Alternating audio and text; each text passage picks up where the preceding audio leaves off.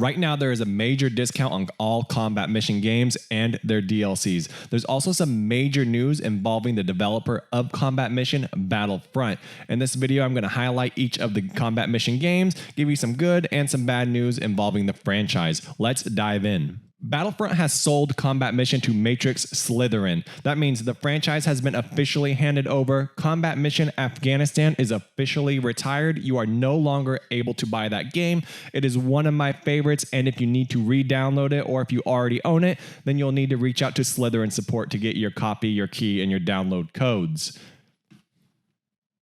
Another question I had for the new developers of Combat Mission, and I tried to get an answer but was unable to, was whether or not they're going to release the unreleased Combat Mission Battle Pack DLC. If you've been living under a rock or you just aren't familiar with the Battle Pack or Black Sea in general, it takes place in a fictional war in Ukraine between Russia, Ukraine, and NATO. There was a Battle Pack rumored or at least announced for Black Sea, but it was never released due to the ongoing conflict or war. My hope is that Slytherin Matrix do resume development of Combat Mission Black Sea because it is the second best-selling combat mission on Steam right now with 351 reviews, whereas Shock Force 2, one of the first combat missions to release on Steam, has close to 600, and every combat mission below that has 100 reviews. So regardless, Combat Mission Black Sea, one of my favorites, a lot of unreleased content for it, and I hope development truly does resume. I know it's a bit of a touchy subject, but it's just something I think we need to see in the game, especially if there's a lot of content. And unless you're going to remake or re-release a new combat mission that takes place in the modern era, it's probably best to either resume development, halt development, or put some kind of announcement out because this is one of the second best-selling combat missions on Steam right now. So right now there is a major combat mission sale happening. All the core games, all of them, are currently 60% off.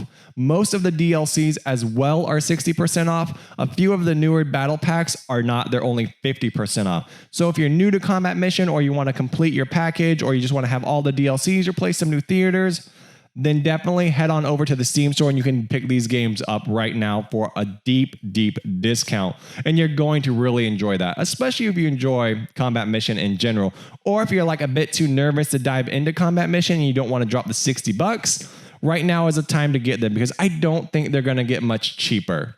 Now, Combat Mission Battle for Normandy, it's not my favorite, but I know people love the Western France theater. They love the Allied D-Day landings in general. But Battle for Normandy, just the maps, the hedgerow fighting just does not do it for me. I really enjoy the technology, the air, the US soldiers, watching them walk down the roadways just with artillery exploding directly in front of them, tank fire behind them. It really creates this immersive and cinematic experience, and it truly displays like true grit in a hero. But I just can't get behind Battle for Normandy and really like spend my time with it. It has a ton of DLCs and vehicle packs. You can play as the British, the Commonwealth. You can go into the Market Garden, which honestly is something I thought I would enjoy more. And maybe I'll try and spend some time on the Market Garden DLC. But overall, Battle for Normandy is one of the better selling combat mission games.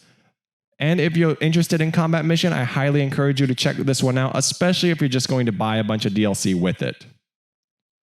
Moving on to another combat mission that takes place during World War II, we have Combat Mission Red Thunder. Obviously, this takes place on the Eastern Front. You're going to be fighting as the Soviets or the Germans, and it's actually a ton of fun to play. The formations are absolutely massive. The operations that you can take part in are absolutely massive as well. Obviously, there's new units, new terrains, and new features. Units can ride on tanks. As you notice, like each combat mission runs on the same engine, but there's just minor tweaks that separate them, whether it's the terrain, whether it's the ability to ride on tanks, whether it's laser guided munitions or cluster munitions. Overall, each combat mission, they all feel slightly different, but they all run on the same engine. And personally, Combat Mission Red Thunder is a lot of fun to play. It's the one I've probably spent the least amount of time on though, but I really enjoy some of the scenarios. They feel a bit more tight, more fluid, and they're not so open, and there's not so many hedgerows or kind of minor inconveniences that you need to battle through. But Combat Mission Red Thunder is one of the better combat missions that take place during World War II. However, it's not one of the best. It's not one of my favorites. We're going to get to my favorites later, and that's because they're more unique, they're more diverse, they offer cool theaters to battle in, and personally, I like fighting as the Americans and not so much as the Soviets or the Germans. But that's just my personal preference and something I like to do. But if you have Red Thunder, you can pick the DLCs up obviously for 60% off or even the 50% off for the newer Battle Pack. I believe Fire and Rubble right now is 60 and the Battle Pack 1 is 50% off. So there's all these combat missions right now have a real deep discount. Moving on to one of my more favorite combat missions. This is combat mission Fortress Italy. It is one of the more unique combat missions just due to the unit size or the unit formation size, such as the infantry platoons are much larger. And I believe the developer at one point said that the game almost broke the combat mission engine. It was also funded partially by someone who wanted this theater explored. So there's a lot of unique things with combat mission Fortress Italy. It's also one of the better combat missions in my honest opinion. However, it's one of the underdogs as well. It only has 31 reviews, and I really think people are sleeping on this combat mission when I'm looking at all these reviews. Man, this is such a fun game. I know it's not as popular of a theater, but the environments are a lot more unique. The weapon systems are a lot more fun to mess with, and the troop formations and troop size are just really different than any other combat mission. And personally, if you really enjoy World War II, I think you're going to enjoy combat mission Fortress Italy. I know it's not one of the more popular theaters, but I think you're going to have a lot of fun. I know this is probably one of the World War II ones I played the most or the second most, but man, all the DLC is on sale as well. It's all 60% off. You have Gustav Line, you have Rome to Victory. Man, Fortress Italy is definitely the combat mission for you, especially if you own all the other World War IIs and you're like, I don't know if I'll like this theater. Definitely pick this one up. Maybe it's like all the sand or like the darker terrain or the lighter terrain and the more like not nighttime combat, but definitely Fortress Italy is always one to pick up and play. Man, I really have so much fun with this one from time to time. But obviously you play as the West, you play as the Allies, or you play as the Axis, or you play as Italy, or the US. And I believe there's a few other different things in there as well. There's campaigns obviously as well, 2 DLCs, all deeply discounted. Definitely check out Fortress Italy if you're looking for a more unique, more fun, and less of a Western Front-centric combat mission. Welcome to Combat Mission Final Blitzkrieg. This is the final World War II combat mission game on this list, and it is also 60% off. The DLC, surprisingly enough, is also 60% off, which is called Downfall. Personally, this is one of the combat missions I've spent the most time in, or at least the most time in a World War II game, and it is so much fun. I really enjoy Final Blitzkrieg more than I enjoy the other combat missions.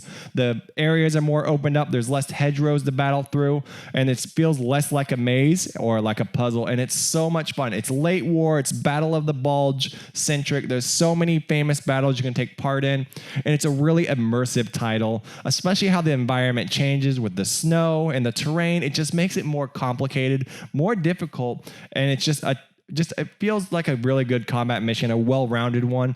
Obviously, it's just another iteration of the World War II, except in this one, you have the ability to ride on tanks. Honestly, if you own Battle for Normandy, I would highly suggest picking up Final Blitzkrieg because it is not so much different. It's a lot of the same technology. It's just a different, not a different theater, but a more expanded upon theater.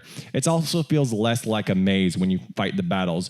And honestly, I like fighting in the snow. I like some of the flamethrowers, and I just like the fast mobile units that Final Blitzkrieg gives you. Overall, you're going to just fight along the German border all the way into the heart of the Reich itself. The Downfall DLC just goes more towards the end of the war, and it's a lot of fun to play. Check out Final Blitzkrieg. We are finally leaving World War II and we're diving into Combat Mission Cold War. Combat Mission Cold War was one of the more fun combat missions. It also has mixed reviews on Steam, which is unfortunate. It had a lot of performance issues at launch. However, it is 60% off as well, and if you're kind of tired of the World War II theater, or if you feel modern era is a bit too punishing, then you have Cold War where you'll still get punished as well. It does include a bit a few features that I wish were added to Black Sea, such as the cluster munitions. But overall, Combat Mission Cold War is its own unique beast. And honestly, I'm glad that the Combat Mission developers Battlefront explored this theater. It is NATO versus Soviet, and it is really that kind of hot Cold War gone hot feel. You do have like an absolutely massive Soviet force that sometimes will overwhelm you, and you do have like a technologically advanced NATO superpower. Overall, it is super, super fun. I like all the technology. I like the air. I like that theme, that 80s theme, and it's a lot of fun to play. I would like to see some DLC for it, and I would like to see some of the performance issues visited. It only comes with 15 standalone scenarios, and obviously there are 3 full-length campaigns.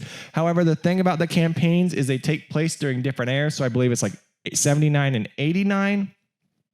Which is interesting, but it's not one of my favorite things. I would like just 2 different campaigns. But there's so many weapon systems and the technology evolved during Cold War that you probably need those 2 separate campaigns. But I really enjoy this combat mission. It's a lot of fun. I like the cluster munitions. I like some of the unique things it added. Now, before we dive into the last one, I need to mention I have a Substack that's absolutely free. I have a Patreon that's absolutely free. I upload news articles, wargaming articles, and after-action reports there. Head on over. The links will be below. Absolutely free. Just check them out. Subscribe. Let me know what you think. And if you enjoy reading written after-actions, or if you just enjoy reading gaming news or news in general, head on over there. You're going to have fun. One of the disappointing things about this combat mission is the fact that it's mostly feature complete at this point. However, I would like the developers to kind of revisit it and kind of create new DLC for it, because it is one of the more popular and one of the more unique combat missions. This is Combat Mission Shock Force 2. It takes place between a war between Syria and the US. I think some Russian forces kind of could spice it up in some new areas to battle. Regardless, it's 60% off as well. There are 3 DLCs for it, and they're each 60% off too. There's the Marines DLC, which is so much fun to play. The formation sizes are absolutely massive, and there's so much firepower within the Marines.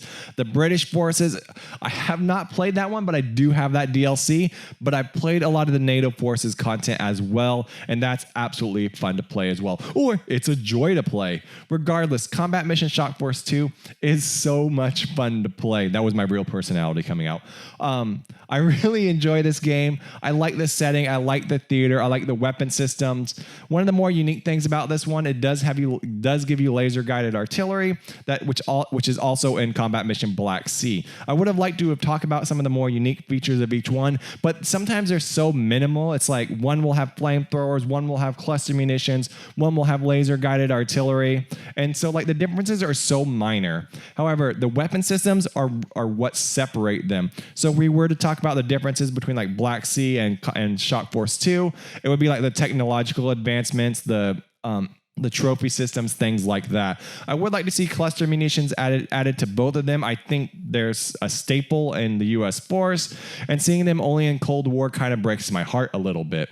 Regardless, Combat Mission Shock Force 2 is one of the more feature-complete games. It doesn't have as much content as Battle for Normandy, but it's important to remember that Battle for Normandy is an absolutely massive game, and there's such a thriving community around it. However, Combat Mission Shock Force 2 is one of my favorites. We're fighting in the desert, and we're just taking on an asymmetric force. There are a lot of unique scenarios. The campaigns are fun to play. I will say there are a few broken scenarios that need to be revisited, and I don't know if the developers are going to do that. Overall, if you're new to Combat Mission, or if you're just thinking about getting more combat missions, or you kind of want to dive into Combat Mission in general, check out Shock Force 2. It's by far one of the friendliest. I know a lot of people say Combat Mission Black Sea can be punishing, but Combat Mission Shock Force 2 is a good entry point, and I feel like all the combat missions are relatively the same with regards to lethality. Overall, if you enjoy Combat Mission, subscribe to the channel. If you enjoy this video, subscribe as well. Check out Substack, check out Patreon. And if you enjoy this content, let me know down below and let me know what you think of Combat Mission. So many questions, so many. Answer fast. All right, guys, I'm out of here. Peace.